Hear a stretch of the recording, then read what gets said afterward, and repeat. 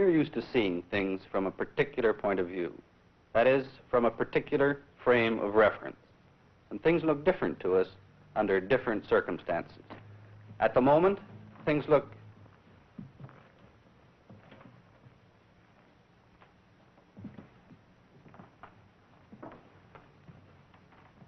You look peculiar.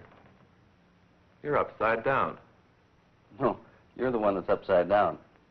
No, you're upside down. No, I'm not. He's the one that's upside down, isn't he? Well, let's toss for it. All right. Okay.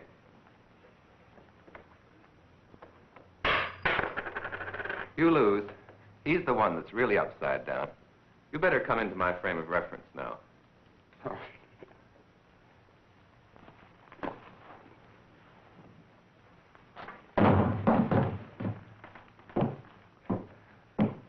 My frame of reference was inverted from what it usually is. That view of things would be normal for me if I normally walked on my hands.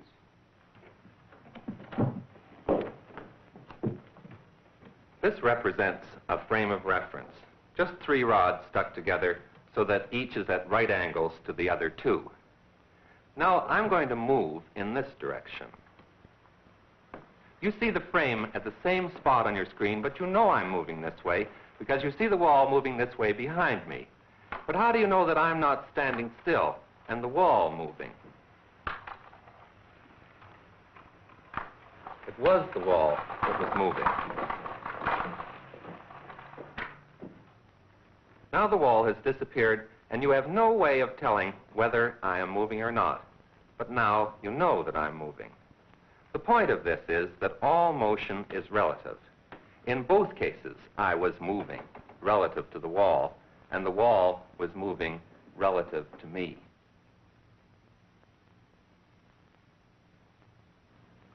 All motion is relative, but we tend to think of one thing as being fixed and the other thing as being moving.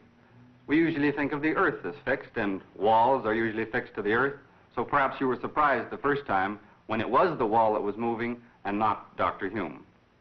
A frame of reference fixed to the earth is the most common frame of reference in which to observe the motion of other things. This is the frame of reference that you're used to. The frame is fastened to the table. The table is bolted to the floor is anchored in the building, and the building is firmly attached to the earth.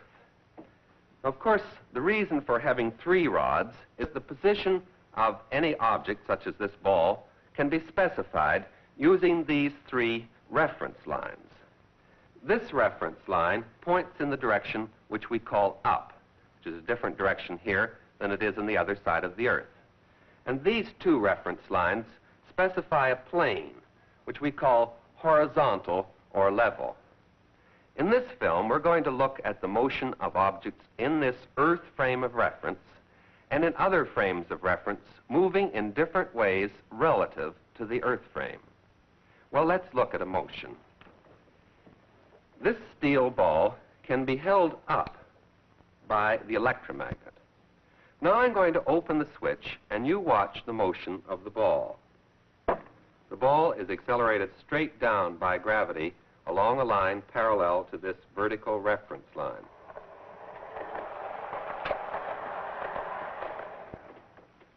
As you can see, the electromagnet is mounted on a cart that can move. And I'm going to do exactly the same experiment that Dr. Hume did, but this time while the cart is moving at a constant velocity. The cart is pulled along by a string which is wound around this phonograph turntable, and that pulls it with a constant velocity.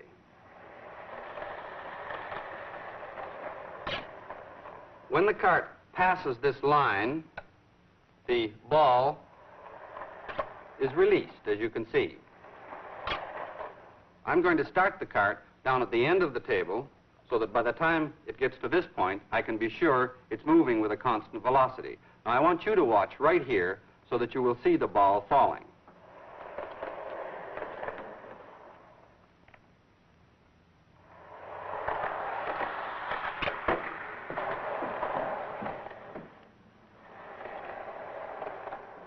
I think you can see that the ball landed in exactly the same position that it did before. when Dr. Hume did the experiment with the cart fixed. But this time, the ball could not have fallen straight down. Let me show you why. The ball was released at that point. If it had fallen straight down, because the cart moves on in the time that it takes to fall, it would have landed back here somewhere. But it didn't. Now I'm going to do the experiment again. And this time, I'm going to let you watch the motion through a slow motion camera, which is fixed here. As the cart moves by, the ball will fall, and you can watch in the slow motion camera.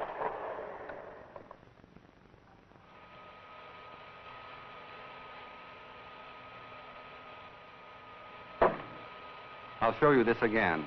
This time there'll be a line on the film so that you can see the path. I think that you can see that the path of the ball is a parabola. But all of this has been in a frame of reference fixed to the earth. How would this motion look in a frame of reference which was moving along with the cart? Frame of reference like that. Well, so that you can see what it looks like, I'm going to fix this slow motion camera so that it moves with the cart. Like this. I'm going to do the experiment again. And incidentally, I'll start it, and then I'm going to stand here so that when the ball falls, you will have something which is fixed as a reference point.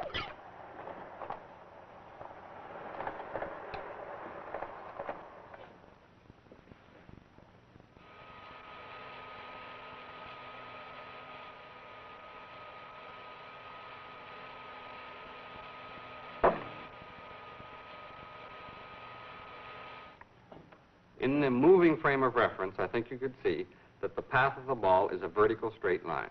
It looks exactly the same as it did before when Dr. Hume did the experiment with the cart fixed.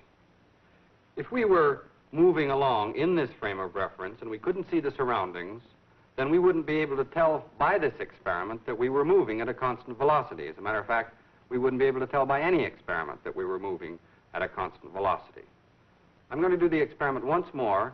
And this time, I'm not going to stand here behind the ball as it falls so that you won't have any fixed reference frame.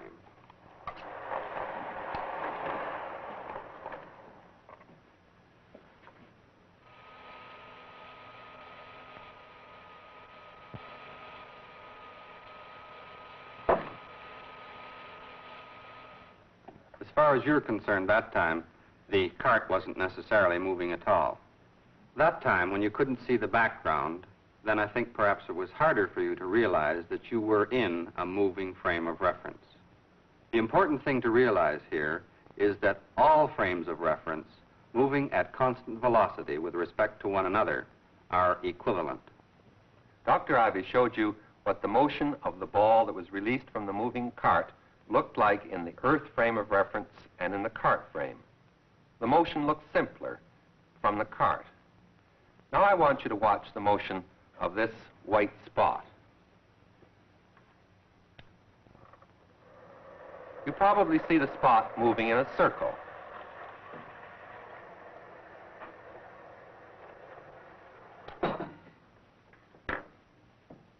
But this is what its path is actually like in the earth frame of reference. This is your normal frame of reference. You saw the spot moving in the circle because your eye moved along with the cart. You put yourself in the frame of reference of the moving cart. So you see, it isn't always true that we view motion from the earth frame of reference. When the motion is simpler from the moving frame, you automatically put yourself in that moving frame.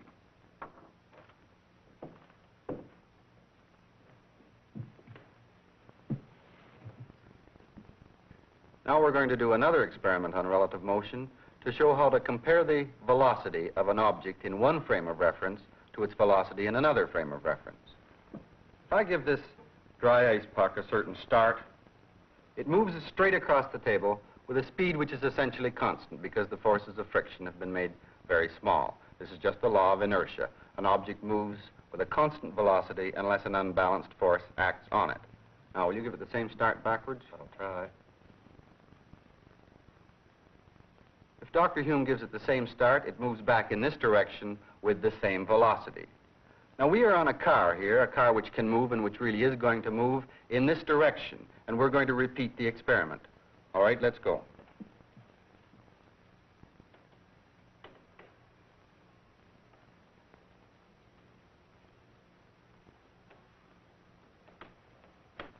If we were making measurements here, then we would observe the same velocities, that is, the same experimental results that we did before. And so would you, because you are observing this experiment through a camera which is fastened to this cart. That is, you are in the moving frame of reference with us. But now we're going to do the experiment again, and this time you watch through a camera which is fixed in the Earth frame of reference. Now concentrate on watching the puck. Don't let your eye follow us. And I think you'll see that it'll move faster that way and not so fast this way, relative to you and relative to the wall behind.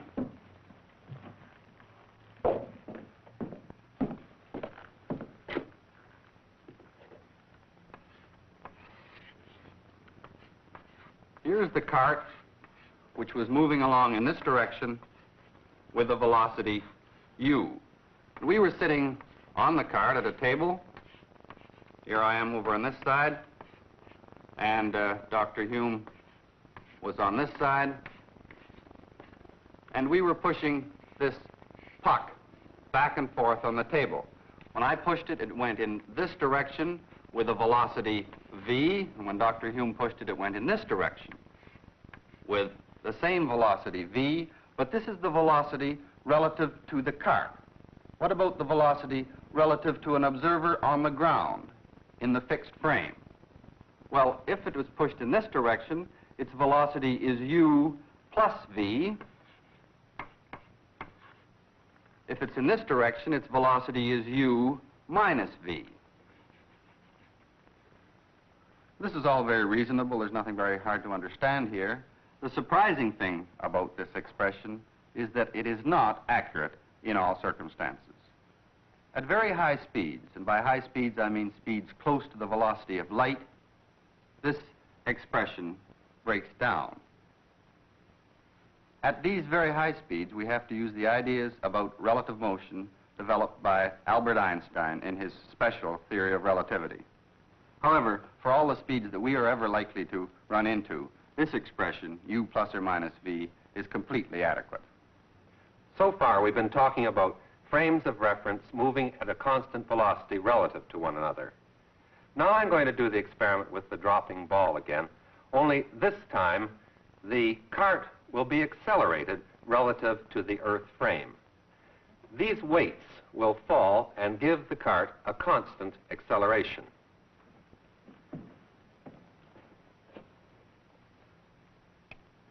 I'll put the ball up, and then I will release it. The motion is very fast, and I want you to watch at the point where the ball is released from the fixed camera. Ready? I don't know whether you saw that or not, but the path of the ball was the same as it was before, only this time it landed in a different spot. This is because the car kept on accelerating in this direction as the ball was falling. Now I'm going to let you see it again with the slow motion camera fixed onto the cart.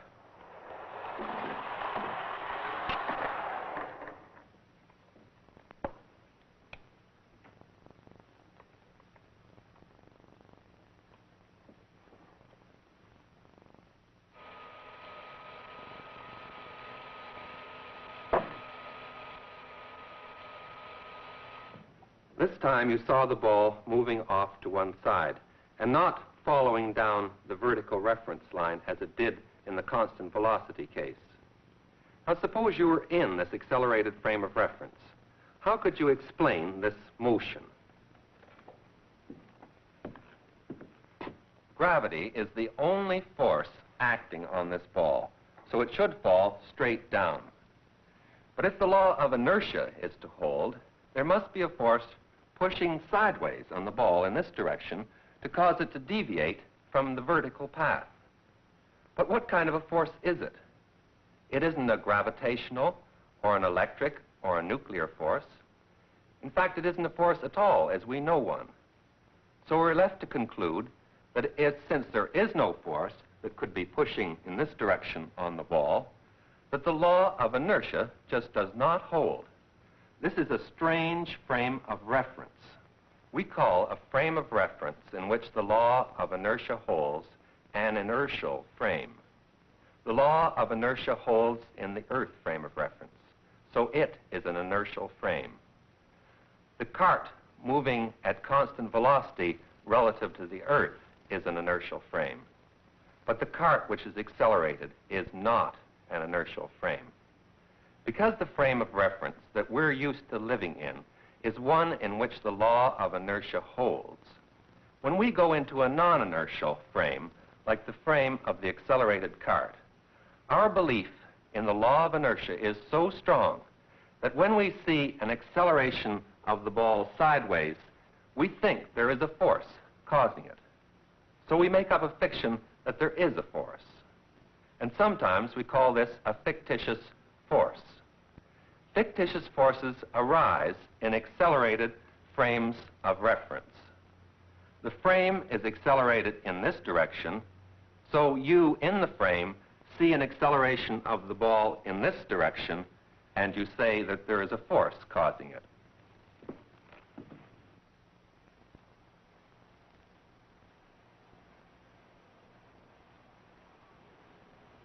What's happening this time? Why doesn't the puck move straight across the table as it did before?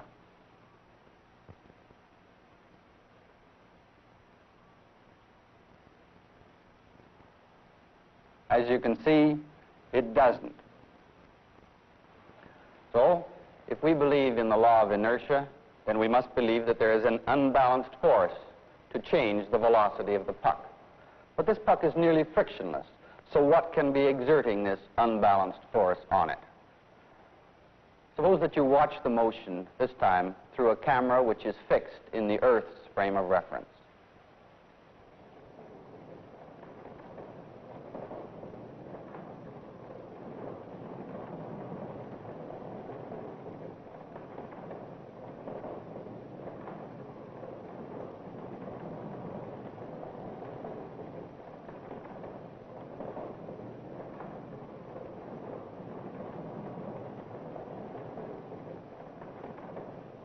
I think if you concentrate on watching just the puck, you can see that it is moving in a straight line, and that therefore there is no unbalanced force acting on it.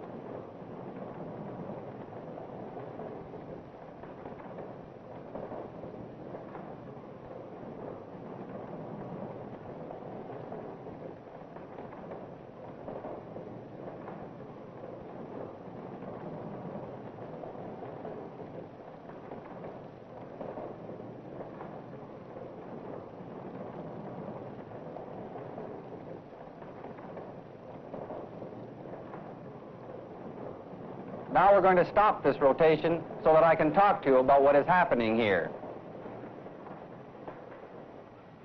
I don't know about you, but I'm dizzy. In the Earth fixed frame of reference, there was no unbalanced force, but in the frame of reference rotating in this turntable, there was an unbalanced force because the velocity of this puck kept changing.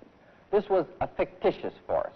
The rotating frame is a non-inertial or accelerated frame, just as the accelerated frame of the cart that Dr. Hume showed you was.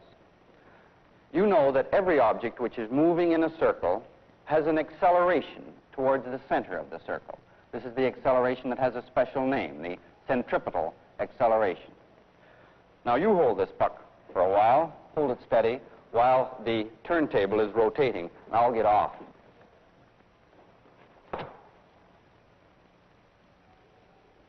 Are you ready? I'm ready. Start the rotation.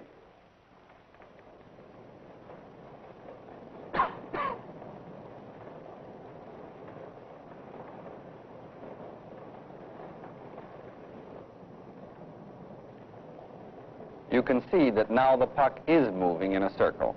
Dr. Hume is exerting a force to keep it moving in the circle, and you can see this from the fact that the rubber ring is extended. he is exerting the centripetal force, and this is the only horizontal force acting on the puck. But now let's look at it again from his point of view in the rotating system.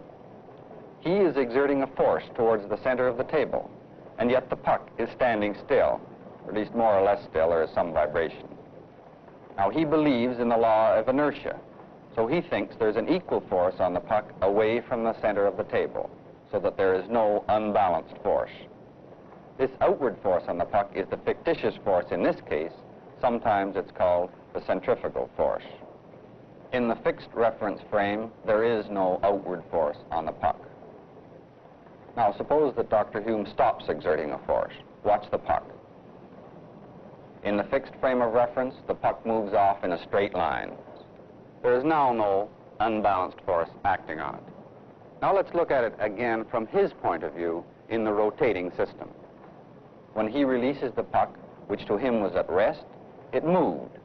The force away from the center is now an unbalanced force on the puck, to him. Remember, to us, the outward force on the puck is fictitious, because in our Earth frame of reference, it doesn't exist. But to Dr. Hume, in the accelerated frame of reference, it's a perfectly real force. I hope by now Dr. Ivy and I have convinced you that a rotating frame of reference is not an inertial frame. Now, you've all been told that the Earth is rotating about its axis, and that also it travels in a nearly circular orbit around the Sun. Why then do we find that in a frame of reference attached securely to the Earth that the law of inertia seems to hold? Why don't we observe fictitious forces? The size of the fictitious forces which we have to introduce in a non-inertial frame depends on the acceleration of the frame. The smaller the acceleration is, the smaller the fictitious forces that we introduce. Now, here is a frame of reference attached to the equator of the Earth. The acceleration of this frame is really very small. Because the Earth is spinning about its axis, it has an acceleration directly inward of 3/100ths of a meter per second squared. So on a 1 kilogram mass at the equator, there is a fictitious force acting directly upwards of 3/100ths of a newton. But this is masked by gravity, which is a force downward of 9.8 newtons. So the net downward force is smaller than that of gravity alone. So if I dropped a mass of 1 kilogram at the equator, the acceleration would be slightly smaller than that due to gravity alone, but not really very much.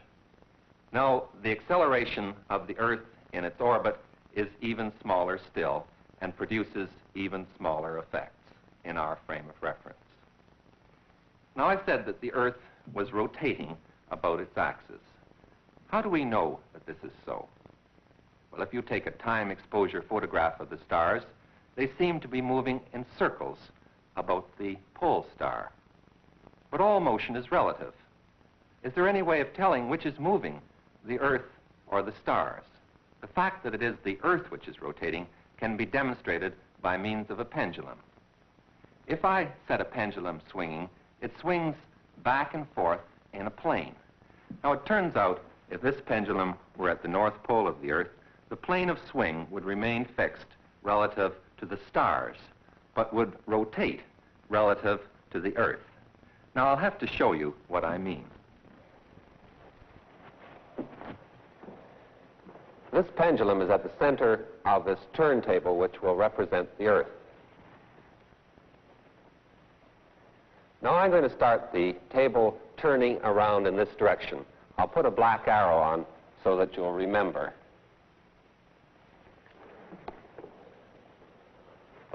All right, start the rotation.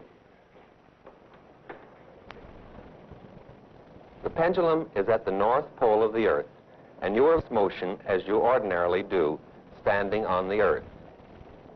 The plane of swing rotates in the opposite direction from the rotation of the turntable and at exactly the same rate. Now look at it from the fixed camera, which will represent the frame of the stars. The turntable the Earth rotates, but the plane of the pendulum remains fixed. A pendulum used for this purpose is called a Foucault pendulum. You saw me start one at the beginning of this film. Let's look back again now. This Foucault pendulum drops sand as it swings.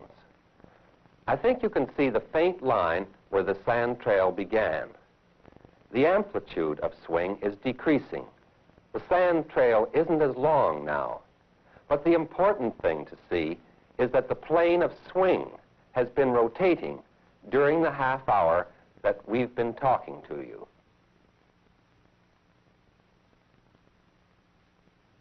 An inertial frame of reference is one in which the law of inertia is valid. All frames of reference moving at a constant velocity with respect to an inertial frame are also inertial frames. We use the Earth as an inertial frame of reference, but it is only approximately one.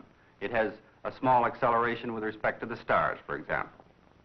The frame of reference of the stars is the best we can do when we look for a frame of reference which is, for all practical purposes, fixed. An accelerated frame of reference is not an inertial frame. And when we are in an accelerated frame, we have to introduce forces, which we call fictitious forces, in order that the law of inertia and the other laws of physics don't change.